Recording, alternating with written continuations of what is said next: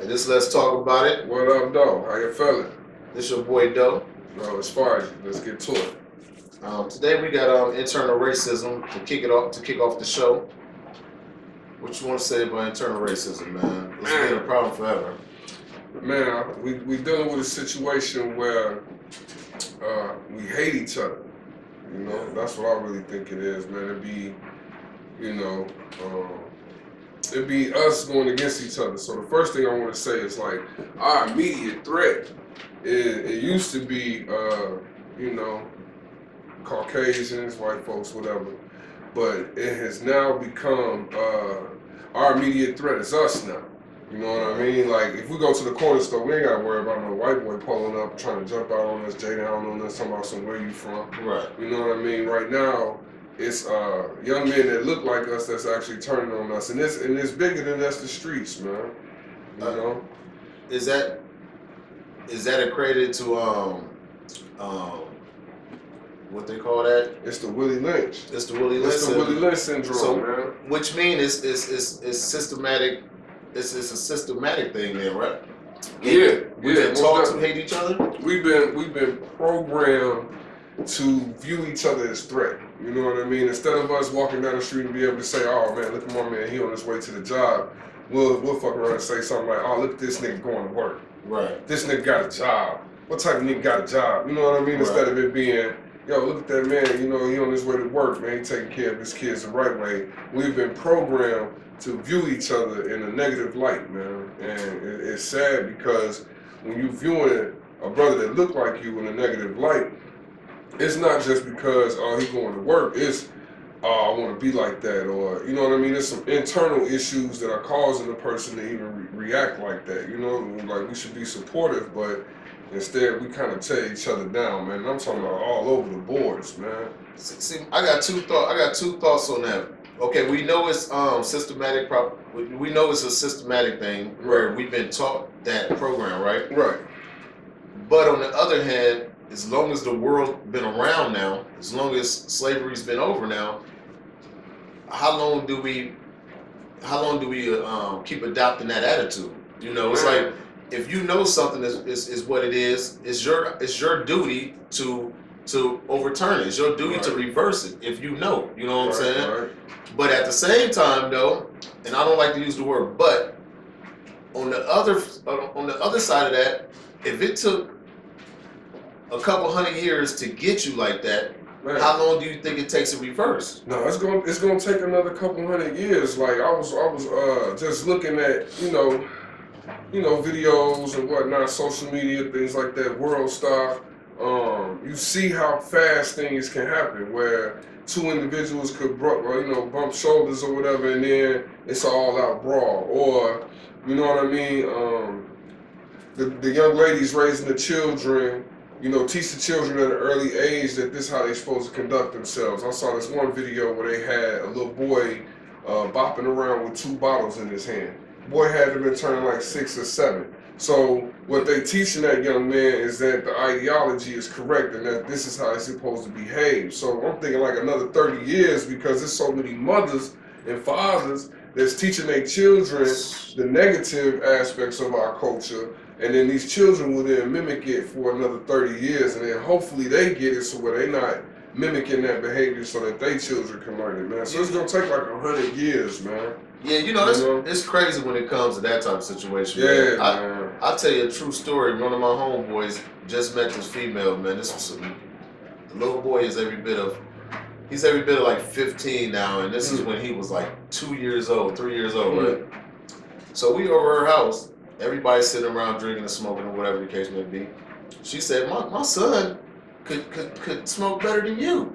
I'm like, what are you talking about? See, she bring the little boy in, put the shit to his mouth, and the cherry lit up and everything, right?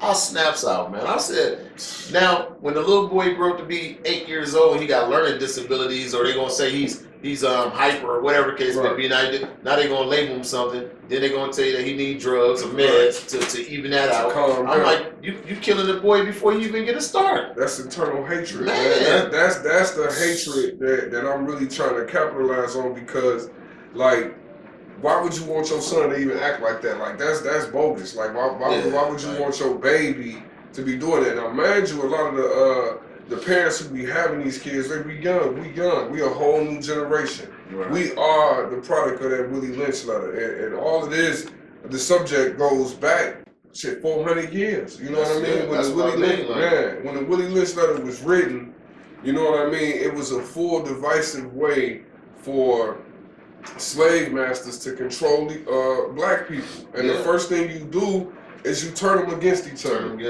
And it was also made to actually, you know, to control the slaves at that time. Yep. But the plan was for us to destroy ourselves.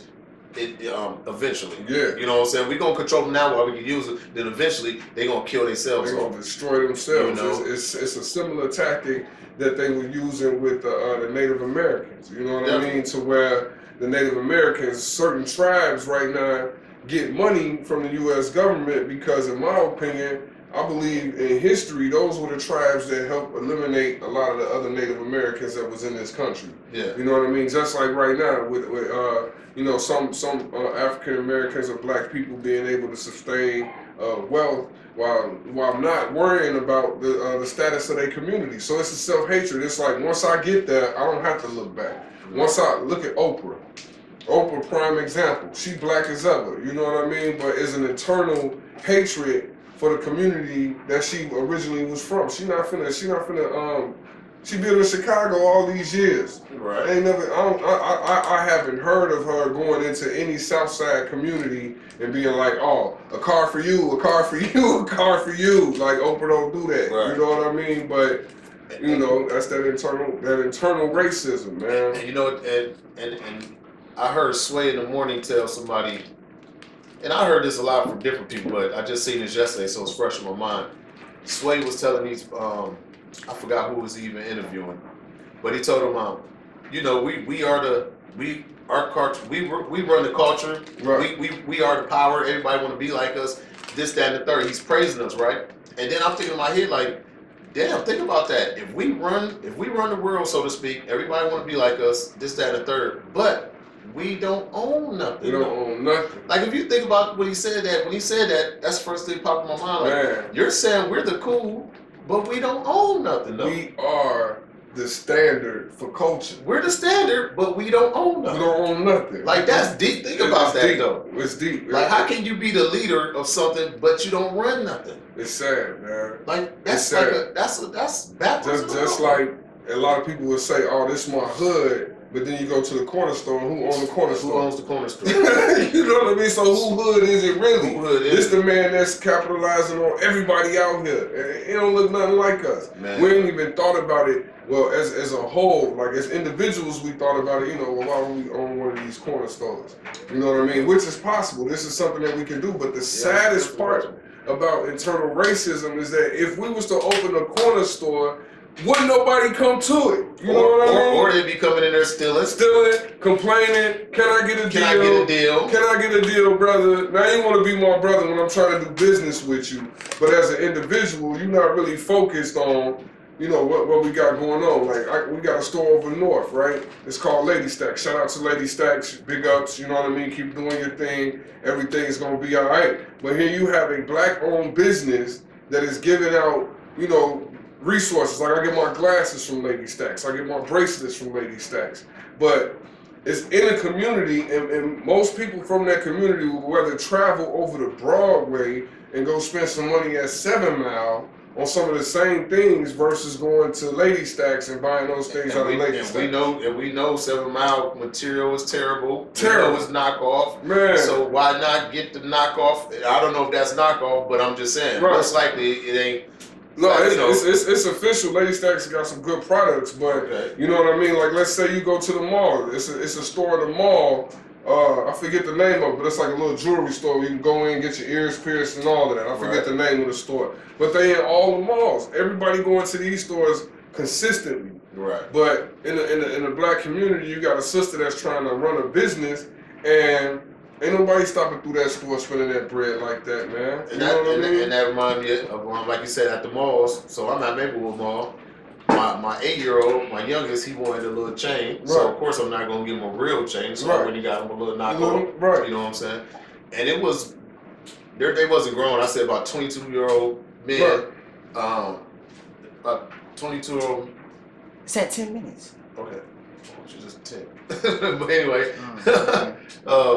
they like 22 years old, Right. buying the joint, you know what I mean? Right. And I'm like, just think about this though. You like you said, you go to the hood and you see a black owned store. If they got that same fake stuff in there, you gonna go in there and say, man, look at this fake. I can't get jiggy with this shit. Right. And you gonna walk out. Yeah. But you go straight to the mall. Arab or Straight, whoever, and this right. ain't no racism knock on the Arabs, nothing. We talking about us. As far as this is how we act towards each other. Right. You'd rather buy it from the Arabs or whoever else. I be in them. But Right. you won't buy the knockoff from your own people? Man, and for the most part, a lot of the material that is worn in the clubs right now to this day, it ain't all the way thorough. Them not real diamonds. That's not real gold. That's not real silver. It's mostly costume jewelry, right? So if you can go and spend your money, and sometimes they spend an excessive amount of money on their costume jewelry, but will not stop at a black-owned store and get some of that jewelry at a lower rate, if not even a better deal, simply because it's black-owned. Internal racism, man. Look at like Master P, for example. He got a new shoe, right?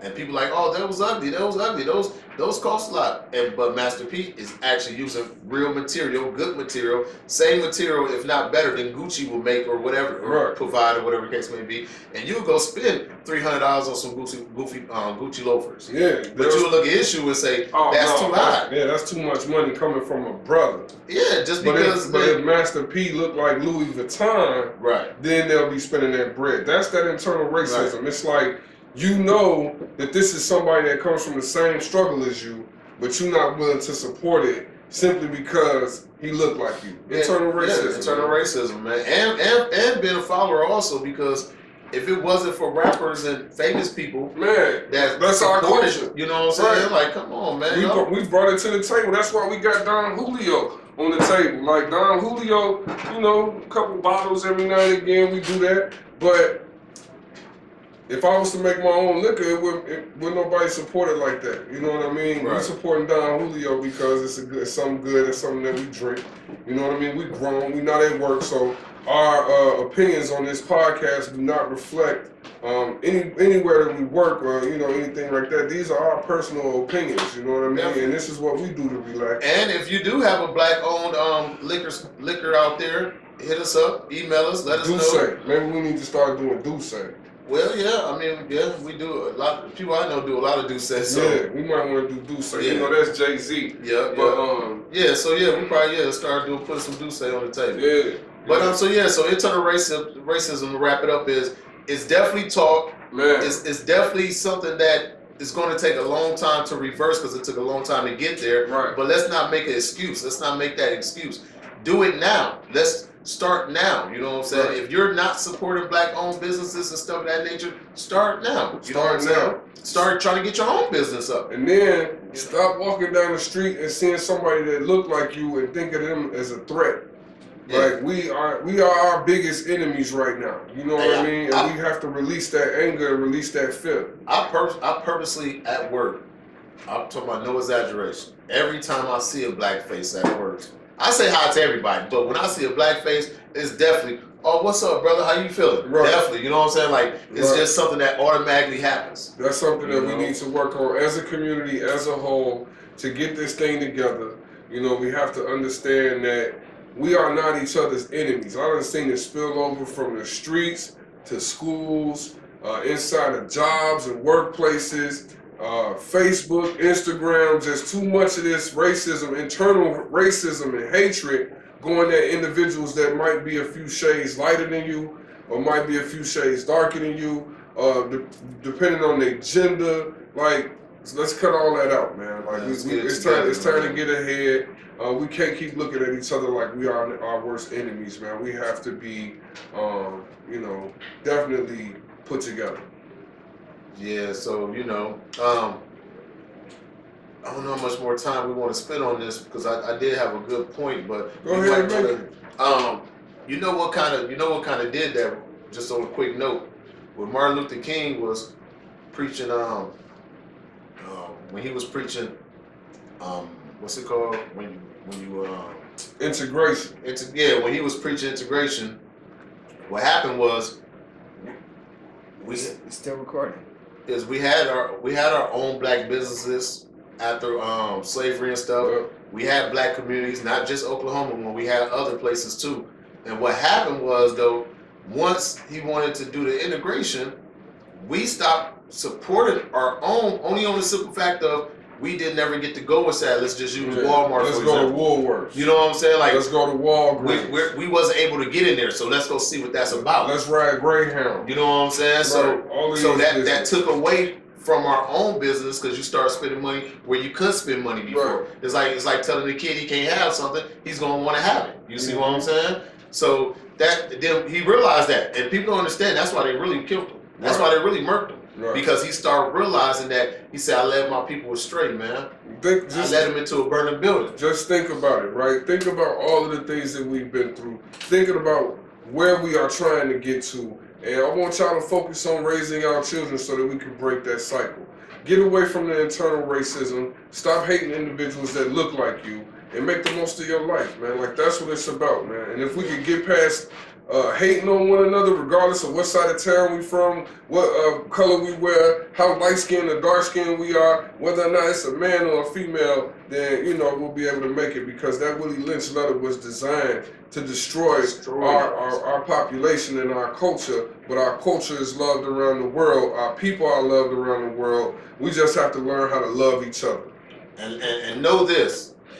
Being pro-race is not being racist. Right. So if I'm pro-black, that doesn't mean that I hate white folks, Asian folks, Mexican folks, blah, blah, blah. Being pro-black just means that I want to see my people strive just like a white guy want to see his people strive. That don't mean we don't like each other racist. So there ain't nothing wrong with being pro-black. That doesn't mean that you're racist. Vice versa for any race. You're supposed to want to support your culture. If you're Asian, you should be pro-Asian. Right. And the thing is like the majority of business, if you go into these businesses out of any other culture, these cultures are supporting one another. Yeah, they hire great people. We are one of the only cultures inside of America that is built to destroy one another. And I'm a prime example of that. I done lived that, I done been through that, and I've seen individuals